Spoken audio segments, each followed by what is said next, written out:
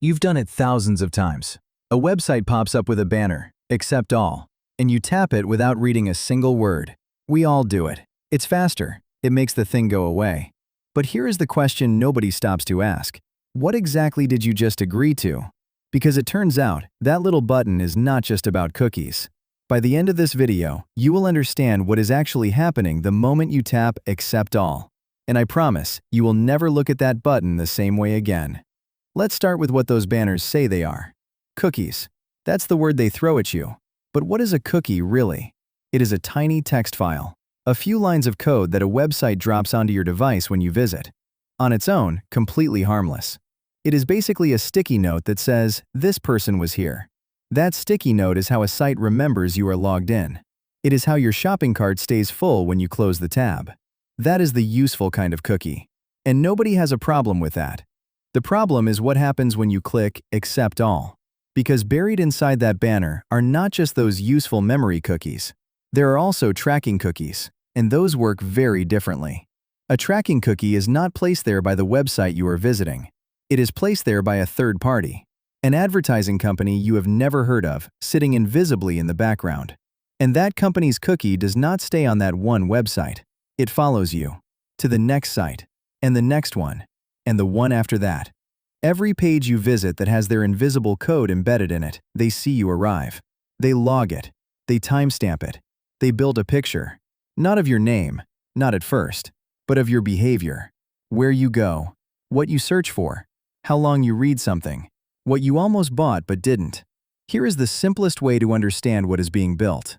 Imagine every shop you ever walked into sent a note to the same mysterious filing company. Every single day. This person walked past the running shoes 3 times. This person looked at the baby section. This person has been reading articles about diabetes every morning this week. You never gave that company your name. But over time, they know more about you than most of your friends do. That filing company is real. It has many names. But the biggest ones you have likely heard of are Google and Meta. When you click Accept All, you are giving that invisible system permission to keep doing exactly that. On this site, and everywhere their trackers live, which is most of the internet. Now, here is the part that makes this feel genuinely strange. You are not paying for most of the internet with money. You are paying with attention and behavior. The deal is old, and it was never written down anywhere easy to find. The websites you use for free, the searches, the social feeds, the news, they are funded by advertisers who need to know who to show their ads to.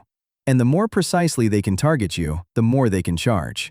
So the data about your behavior, your hesitations, your midnight searches, your political leaning guessed from what you click, that data is the product being sold. You are not the customer. You are the inventory. When you click Accept All, you are handing over your part of that deal. And here is what makes it uncomfortable. Most of those consent banners are not designed to inform you. They are designed to get you to click Accept All. The button is big and bright and right there. The button to manage your preferences is small, gray, tucked in a corner, and leads you into a maze of toggles with confusing names. Researchers have studied this. They call it a dark pattern, a design that nudges you toward the choice that benefits the company, not you. The law in many countries says companies must get your consent. The companies responded by designing consent in a way that almost guarantees you give it, which is, depending on your mood, either very clever or very cynical. So what should you actually do? The honest answer is that it depends on how much you care. For most websites, tapping Accept All is fine. The data collected is aggregated, anonymized in theory, and used to show you marginally more relevant ads. You are not being stalked by a person. You are being categorized by an algorithm. But if you do want to push back, most browsers now have settings that limit cross-site tracking by default. Firefox and Safari block a significant portion of it automatically. Chrome, which is the browser most people actually use, blocks far less by default. So if that is you, it is worth turning the setting on yourself. There are browser extensions that do it more aggressively.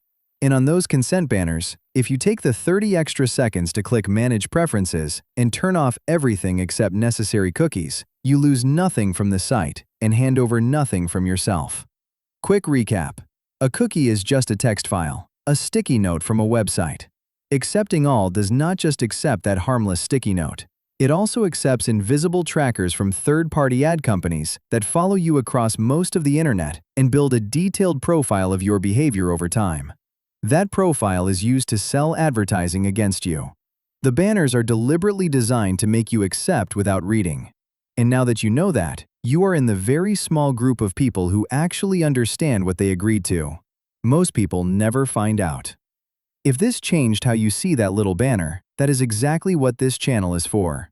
Taking the parts of technology that feel confusing or slightly suspicious and making them honest and clear.